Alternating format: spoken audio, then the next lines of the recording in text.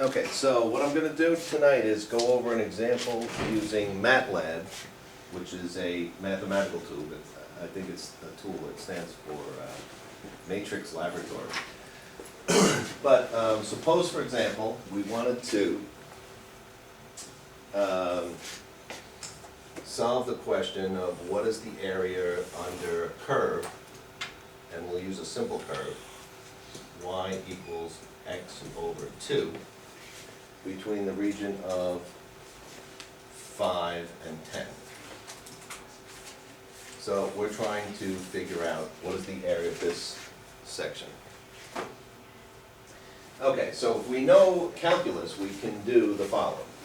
We can say we can integrate from 5 to 10 of x over 2, which equals x squared over 4, evaluated from 10 down to 5, which equals 100 divided by 4 minus 25 divided by 4. Okay, and that equals 75 divided by 4, which equals 18.75. Okay, so if we know calculus, that's the way we would solve it. Okay, suppose we didn't know calculus, but we have access to a simulator. We could solve it by saying, okay, this area is really this distance, 10 minus 5, 5 times whatever the average, on average, what the height of this area would be. So, for example, we're looking at it from this point of view. We're considering calculating this region, which is a little bit different than the original question, but what we're doing is we're using the same width, but we're using an average height. Now, how could we get the average height of that region? Well, one thing we could do, if we could randomly choose a number between 5 and 10, if the computer can generate a random number between 5 and 10, and then we ask, what is y at that point? Then randomly pick another one and say, what is y at that point? And do this a number of times, do it enough times, and then just average out all those results, we would get the average height of this region. If we did it enough times, we get really, really closer and closer to the area under the original curve. So Matlab, we could use Matlab to do, and there's other tools that can do this too. So here's a Matlab program that will do that. So we're integrating from a equals 5 to b equals 10. We're going to run 10 samples, and we can change this to higher numbers. We're going to sum up all the results of our samples, all the values of y. So we need to get a random number between 5 and 10 for this particular example. Matlab has a function called rand, which will give us a random number between 0 and 1. So it's a uniformly distributed number between 0 and 1. And that will become our x. So then we'll take a number between 0 and 1, and then we'll multiply it by the range, 10 minus 5. So we'll multiply it times 5. So now we've spread it out. It's now between 0 and 5. Then we add 5 to it, so that slides its value over. Now it's between 5 and 10. All right, so really that's what these 3 lines of code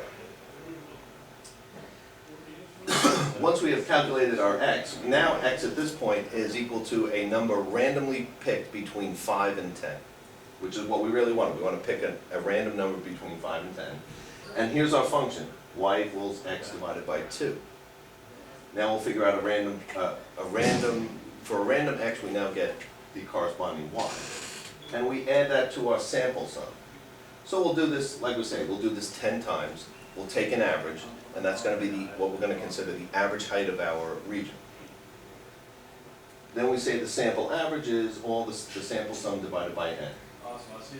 The area of the region is going to be 10 minus 5, so it's 5 wide, and the height is on average the sample average. whatever that comes out to be. And then in Matlab, whenever you just say a variable's name, it'll print it out on the screen. So this is like equivalent to saying C out in the C programming language and printing out the variable. So if I run this program, I get as an answer 20.2982. Now we know the real answer is 18.75. So that's pretty close. I could run it again. I could run it a number of times. 20.75, 19.48, 17.47, 19. So this is taking 10 samples. So you notice the answers they're kind of close, but they're not great, right? We know the real answer is 18.75. So why don't we do 100 examples? Why don't we change this to say 100 times? Hopefully the answers now start coming out better. 18.3, 18.4, 18.9, 18.5, 18.7. I don't know if that's being picked up, but okay. So the answers are getting a little better. Since this computer is pretty fast, let's jack it up to 1,000 times. And then now it's 18.6, 18.9, 18.8, 18.9, 18.7, 18.7, 18.65. So the answers are getting better and better, right? The more samples we take, the more closer we are to the answer. But it's never perfect. But if we take enough samples, we'll get very, very close. So does the concept make sense what we're doing? So if we wanted to do this for another example,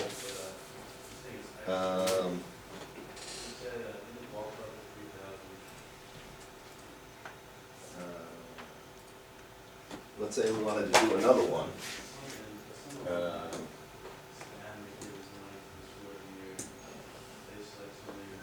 Okay, suppose we wanted to do the integral from 1 to 3 of x squared plus 2. So what would this equal? This would equal x cubed over 3 plus 2x evaluated from 1 to 3. And what does that come to?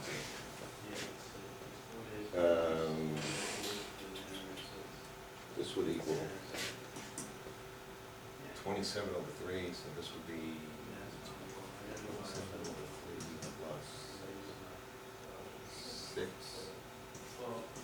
minus 1/3 plus 2. That seem right? So this is 9 plus 6 is 15. Minus 2 is 13. This equals 12.67. Right? Okay. If we wanted to go over to our Matlab example,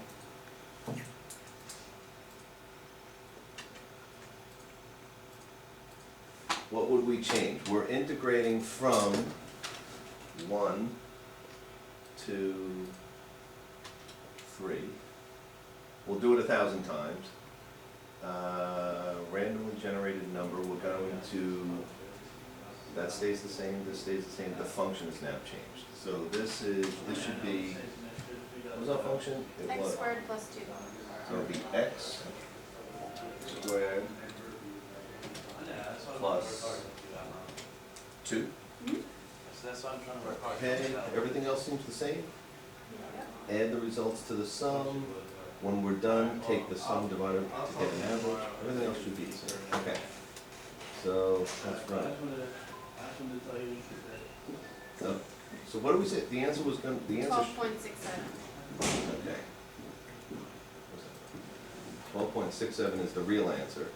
And we got 12.51. Let's try it again.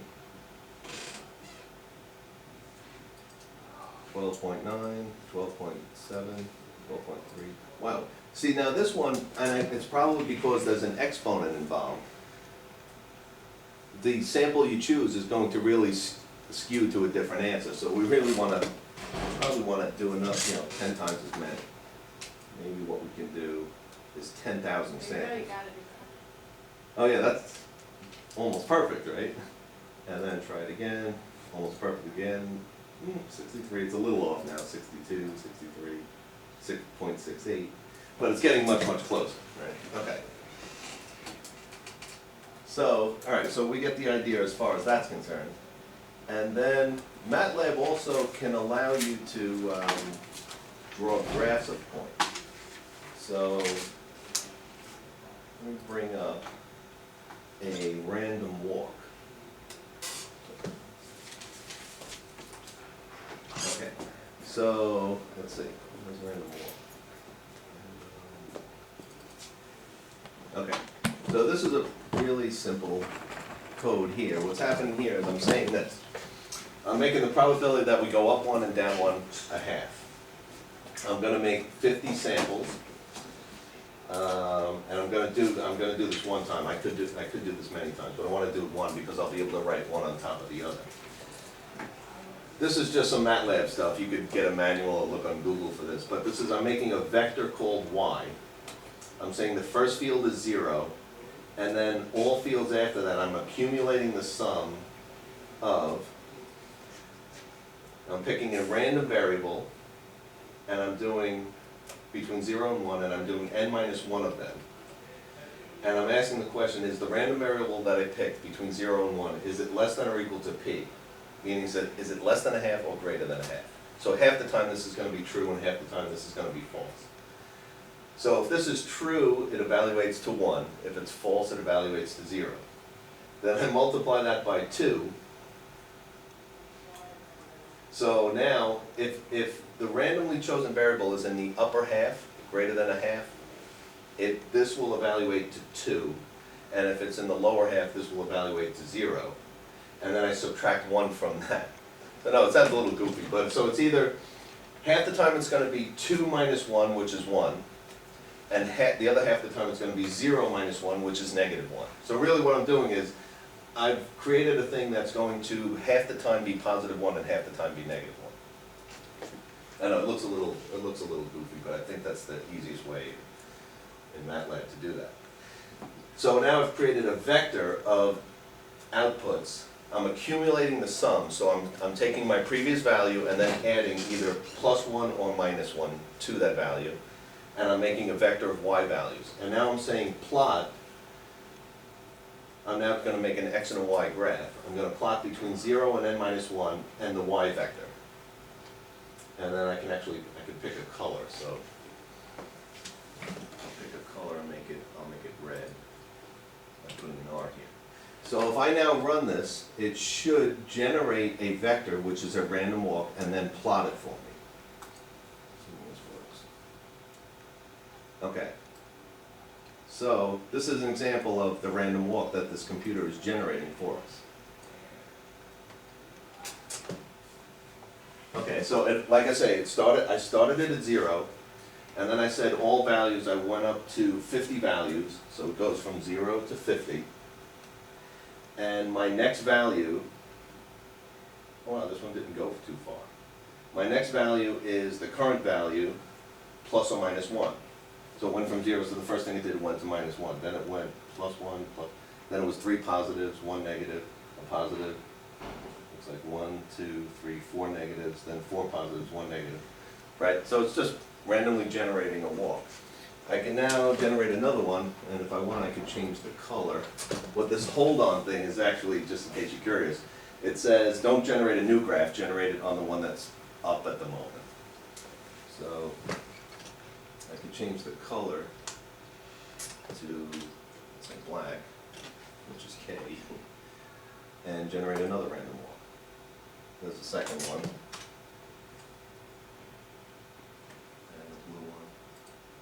Generate a third one. So, and it always adjusts the picture so you can capture everything on it. So, here's 3 random walks. They all start at 0 and then they just go off somewhere, right? So, it's kind of intuitive as to, right, we're basically using the computer to pick up random numbers for us. And we're accumulating where it was. Yeah, we've turned this into a process, meaning we're taking the previous value and then adding the new plus 1 or minus 1 to it, building an array, and then just graphing that array. So for some reason, we decided, what is the outcome of a random walk? What would you expect the outcome of a random walk to be? I think we know if this is 50%, our expected location would be right where we started. That's like intuitive, right? Now, what would happen if we wanted to make it, we wanted to change the percentage? So let's say 70% of the time, 70% of the time we go up one, and 30% of the time we go down one. Where would we expect to be?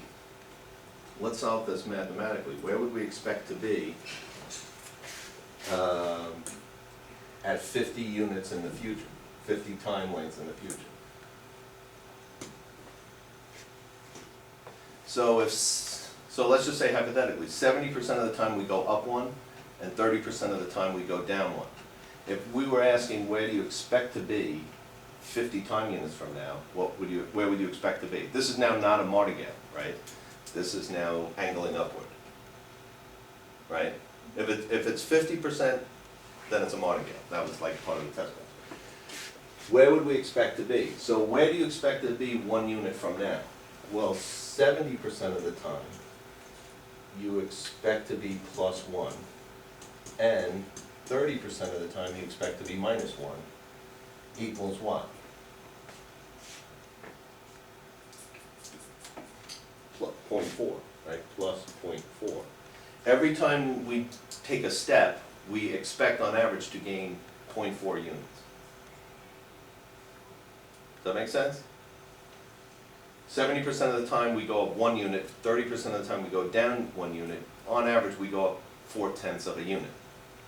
If we did this 50 times, we would expect to be 50 times 0.4 equals 20 units. We expect to advance 20 units if we run this 50 times. So if we go back to the code, so again, here's an example. We can do the math, so there's really no point in using Matlab. But if we did this number of processes, suppose I did this, suppose I drew 50, suppose I do 20 random walks with a 0.7, what would end up happening? Okay, so this doesn't look like 20 random walks because they're all overlapping each other, but we started at 0. We're having a drift where we should on average gain 20. So where's 20? 20 is right here. So this is actually where we expect to be. I was kind of hoping half the time we'd be above it and half the time we'd be below it. It kind of looks like that, but 5, 6, 7, 8, 9, 10. There's a lot of overlap here, but it turns out that it came up more above the expected area than the bottom. But you can kind of see there's a drift going out. But it's drifting upward because we changed it to 70% instead of 50-50. If we set it back to 50-50, they should, like a martingale, they should be all over the place, but they should average 0. So here's the drift. So that is, 0 is kind of the average here. So now what we're doing is we're using a computer to model something, right? Something we can kind of intuitively do ourselves. Probably for a random walk, we don't even need to use a computer to model that, because we can do the math in our head. When we change this to 0.7, we can do the math and know where it's going on average. Now suppose we wanted to model a stock price, or let's say an option. Wait, let's do this. Why don't we? Yeah, let's say this is a more interesting one. Suppose we wanted to model an option. We wanted to simulate an option.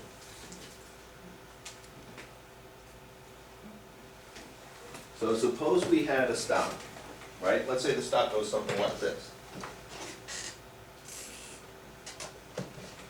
So this was our random walk.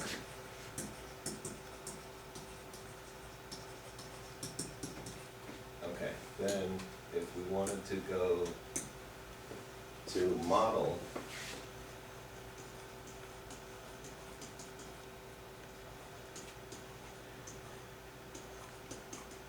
a stock option.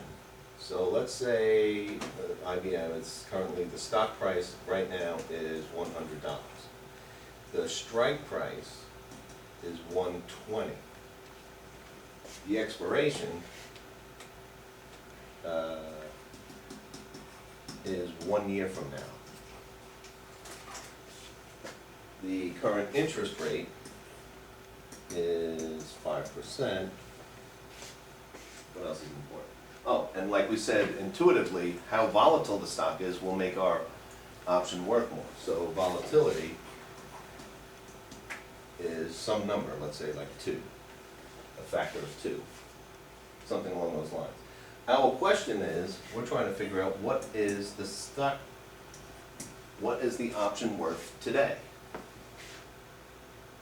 Now, the questions we've done so far tonight, we could have solved them using math. We didn't need this simulator, right? With the integration one, we could just use calculus and get the area under the curve. We didn't need to use Matlab.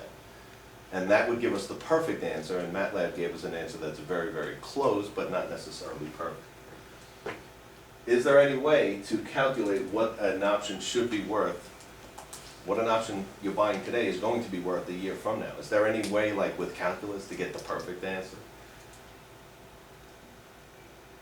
The thing we're betting on is like a random walk. It's kind of a random event. We can't control it, but is there some way we can say, well, I can mathematically figure out that 25% of the time the stock will go above 120, and when it does, it will pay out on average $8, or, you know. Is there anything like calculus in the previous example where we can get the concrete correct answer? And what we're trying to do is we're trying to build towards that, but here's some of the motivation to it. One thing we can do is we can try to simulate the stock, right? And then if we so how could we simulate the stock? What we're doing is we want to say, okay, the stock is currently selling at 100. Starting here, we want to know where it's going to be 1 year from now. We don't know where it's going to be. It's a random process, right? It could go bad. It could go like this. It could go like this. It could go like this. Right? We could do any one of these. And we're interested in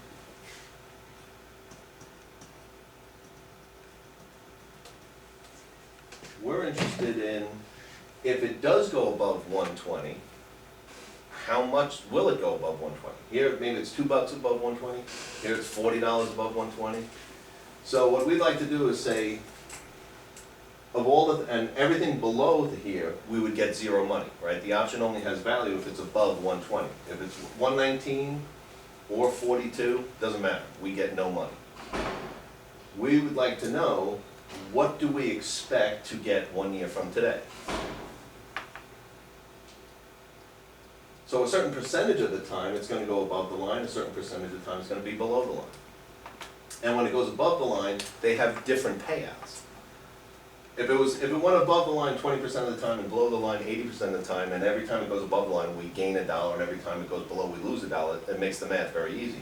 But going above the line is not enough information. We want to know how much above the line. We'd like to average it all out, right? So if we could do something that could say, starting today, with the volatility of the stock, and then we have to take into account that people aren't going to buy stock today unless it's expected to at least do as well as the interest rate in the future. So we want to calculate the interest rate. We like to take these graphs and tilt them a little. And then ask ourselves, let it run for a year, right? Like last time we did 50 units, we were randomly picking units for how far we want to go. We'll let it run for 365 days. We will add 1 day's worth of interest every day to make it trend upward. We will take a Wiener process and multiply that by some volatility just to make it go crazy. And then after the year, we'll say, however far you are above 120, I'm gonna take all those numbers, add them all up, and then divide them by the number of times we tried, and that's what we could expect to get as a payout 1 year from today, and then we probably wanna calculate interest back to figure out what today's price would be. So does that seem like a reasonable way to approach? We're trying to solve the problem, what would this option cost today? IBM is currently selling at 100, strike price is 120, it's a year from today, the interest rate is currently 5%. How much can I expect to get a year from today? I'd like to figure that out and then discount it back to today's prices. Does that seem like a good approach to solving this? It's really one of the only ones, because there is no right answer. There is no calculus where we can get the right answer and then see if the simulation matches it. Really, the simulation is really the only thing we could do. So, if we wanted to do that using Matlab, this code is basically clear all, actually clears away the values since if you ran a program before this, so it'll zero out all the values. I'm saying I'm using 365 days as my sample. There's 365 days in a year. The stock price is currently $100. The strike price is $120. I'm going to use an interest rate of 5%, a volatility factor, I'm just randomly picking something, of 3, and then I'm going to take 5 sample paths for now. The payout, how much money I get at the end of the year, is everything above 120. I'm going to add that all up and average it. So the payout starts at 0. For all my 5 sample paths, I'm going to plot the current stock price. I'm starting the y vector at 0. And I'm saying take that number and just keep accumulating that stock price times the interest rate times 1 divided by the number of days in years. So this is 1 day's worth of interest. Then I'm going to add on the volatility factor times a randomly generated, now a rand n in Matlab is a randomly normally distributed variable. The rand before, without the n, was randomly chosen between 0 and 1. With a uniform distribution. This is now a normal distribution, so this is a Wiener process. Between 1 and the number of days until this thing expires. So I happen to be using 1 year, but we could change days to 6 months from now. You know, if the option expires 6 months from now, we could change it to days to be anything we want. And then I'm going to plot from 1 to the number of days this thing is running against this y vector with a certain color. Now I'm saying if the y vector, which is how much money it pays at the end of the year, if that's greater than the strike price, then I want to add to my payout. It's payout plus the number of days, the payout for the end of the year minus the strike price. So for example, if it came out to be $135 at the end of a year, I want to add 15 to my running total. If it ended up being $115, which is below the strike, then I don't add anything. So I'm only accumulating everything above 120, everything above the strike price. Add it all up. My expected payout is the total payout divided by the number of samples. And then my call price, so that's how much I expect to get a year from now, is the expected payout. My call price would be the expected payout discounted back to today. So I just take the expected payout and then I say 1 plus the interest rate divided by the number of days. So I'm just taking the interest rate, I'm taking interest off to get today's price. And then I'm printing out those 2 values. So just to sanity check this, well, okay, so yeah, let me just run this one. And it generated this graph.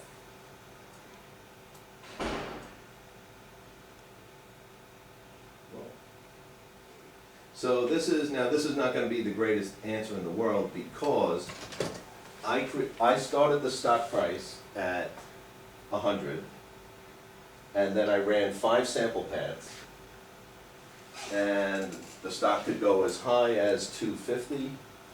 It went to 130 or so. 2 times it went down to below 100, and 1 time it was down near 50. Okay, and this was, I made the volatility is 3, so that's a pretty high factor.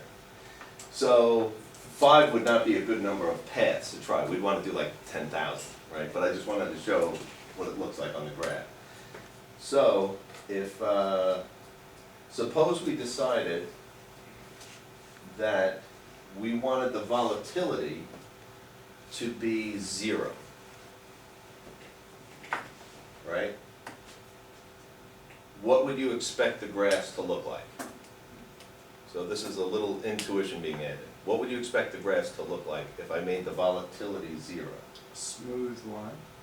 A straight line, right, because it would just be the interest, whatever the interest is. So, let me draw the line. You know what I'll do? I'll make the interest rate, I wanna draw a line just to show.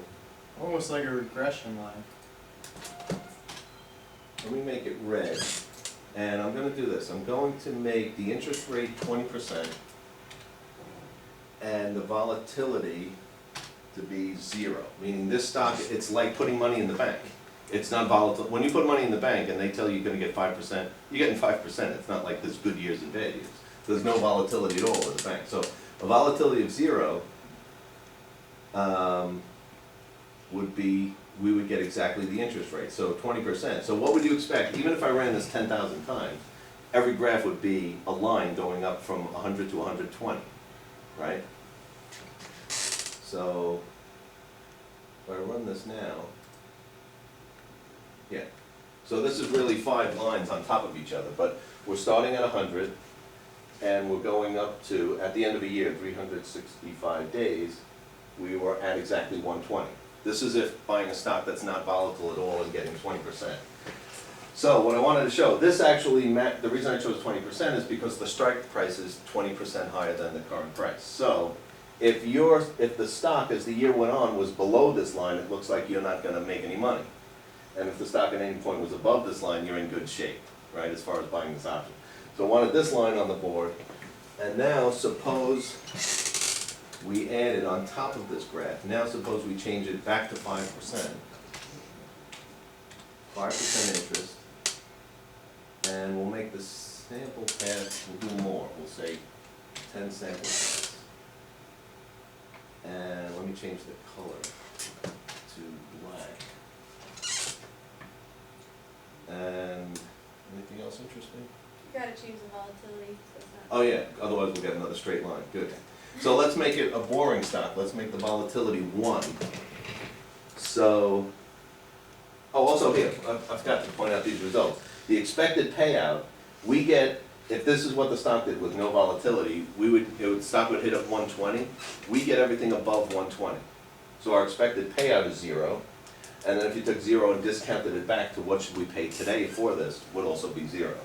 But now we're gonna add a little volatility in, so we should expect to see the red line, and we should expect to see, what would you expect to see? You'd expect to see some of them above the red line, but most of them below. Would you expect to see more below or more above? Since the interest rate, I'm setting it back to 5%, the stock will, on average, go up 5%. So where's 105? So I would expect, if there was a line here, I would expect half of them to be above here and half to be below here, with hopefully some of them going above this line, so this option will pay something. Anything else before everything else looks good, okay. Okay, so this looks about right. So the average would be 105. The black line should average about here, which looks about right. These are the ones where we would collect money for the option, and all of these we'd collect 0. So if we just take how much this went above the line, added them all up and divided by all the choices, we would get, the expected payout is $1.76, which means if you discount back to today, you should pay $1.68 for the option. If IBM is modeled this way, and IBM's volatility is 1.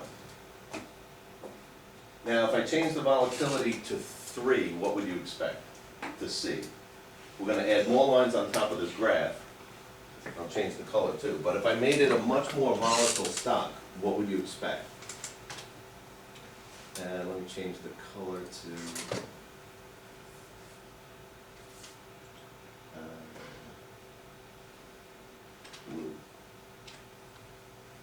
what would you expect to see? So I'm gonna run another 10 sample pads, or, yeah, 10 more sample pads on top of this graph. They're gonna start at 100, they're gonna be in blue, but I made the volatility 3 times as much. What would you expect to see now?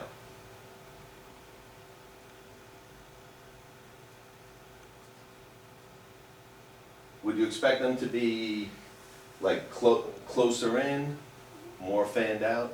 Yeah, more fanned out, right? So, and what would you expect the option price to change to?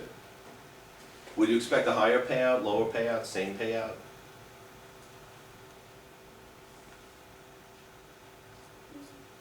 Probably great. Same payout? No, probably great. Yeah, because it's like, it would be kind of like these lines would be like way up here. Yeah. These low lines would be way down here, but that doesn't affect us. Getting 0, that's like a, 0 is 0, right? So really, a higher volatility would mean, it's just kind of like stretching these lines above. So I wouldn't expect there to be more lines above here. Would I? They're all gonna have the same average, which is the interest rate. They'll all average to about this point. But They're just No, gonna be they're- further apart. they'll be further apart, and then the ones that were very close to this line should go above the line. So there will be more payouts, because the stock is more volatile. So, assuming we got everything set, add this on top. Okay, so, I don't know if the camera's gonna pick this up, but I don't know if you can still see the red line, that's the strike price of 120. The black lines, the volatility of 1, ended up somewhere here, and then the volatility 3 times as much as the blue lines, they're all over the place, but we have a lot more of a payout up here. And now, the expected payout was $7.95, discounted back to today's price would be $7.57. So if the stock was for a company, if you had 2 different companies, one like IBM, a kind of a steady company, might have a volatility of 1, and then a company like Google might have a volatility of 3 times as much. For a stock, for an option 1 year from today at a price of 120, you would expect to get a bigger payout and therefore have to pay more today to buy the one with the higher volatility. So this is just a simple, this is not, the greatest answer in the world, but this is basically modeling a stock using the interest rate times time plus a Wiener process with some volatility constant in front of it. That we're gonna get that number by looking up on a website for a particular stock, what its volatility has been in the past, and they print the signal for all the stocks. The volatility in the past doesn't necessarily map the volatility of the future. That's not true for all stocks. If you say how volatile a stock was last year, meaning how much it jumped around, will that definitely be exactly the same this year? You don't know. If the company, what would cause companies to change their volatility?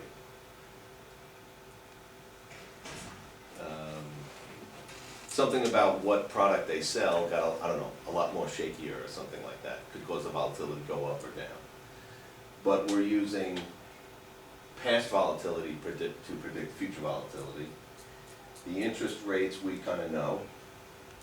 The strike prices are fixed. The current stock price is fixed.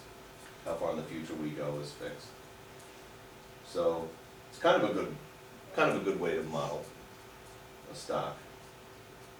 So any comments about like whether this would be a good model or anything that you could think that, what's an argument you can make that this is not a perfect model for a stock? Is there any mathematical concept that a stock could never do but this could do? Technically, for example, the stock could go negative. Yeah, it looks like it goes. Right, actually, it did go negative, right? I mean, this stock went, well, pretty close, yeah, No, I meant it hit it. yeah. It went, so this stock, this particular sample path was temporarily negative and then it came back to life, and that's not true. So this would have to stop right here, hit 0,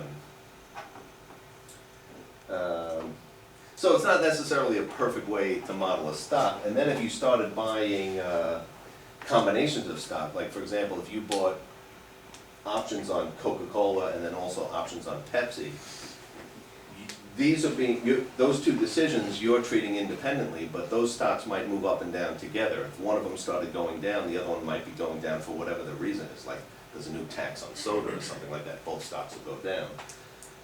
And your analysis is saying those two are not correlated, and you might want to then start correlating them together. But this is just just to get us started on how to simulate a stock using something that generates a random number, and then asking ourselves to figure out what the price of the call should be a year from today, based on the interest rate, based on the volatility. And so what we'll go over from a mathematical point of view is what's typically known as the Black-Scholes model, which takes as inputs, these are obviously the inputs that affect the stock price. So it'll be the strike price, the current price of the stock, the interest rate, and the volatility are going to be inputs into some formula that will tell us the price of the call should be exactly $7.57 or something like that. It'll be a formula that you just punch numbers in and it tells you the answer. But really, what's behind the scenes is this. It was built this way. It was built as interest rate being added onto a Wiener process times the volatility of the stock.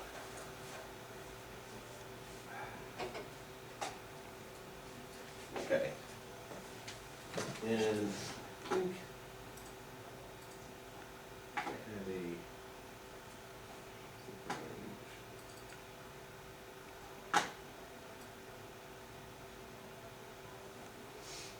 So this one's kind of boring, it's a real simple one, but this is basically a Brownian motion multiplied by a sigma. No,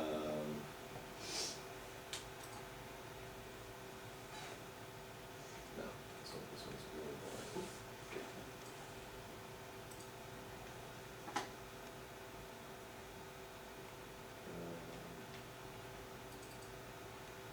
Stock simulation could be for like 1,000 sample pads. You know, let me bring up the example we just did. I don't want to do that just for 1,000 sample pads. That was the option simulator.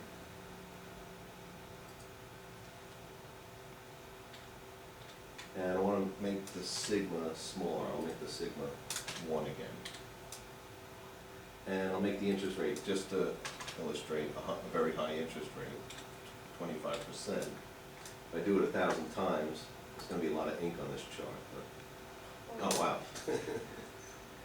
it's too many times. But wow, one of them really went down. But I was hoping we could see. I made the interest rate 20%, so they should average out to be at 120, which is about here.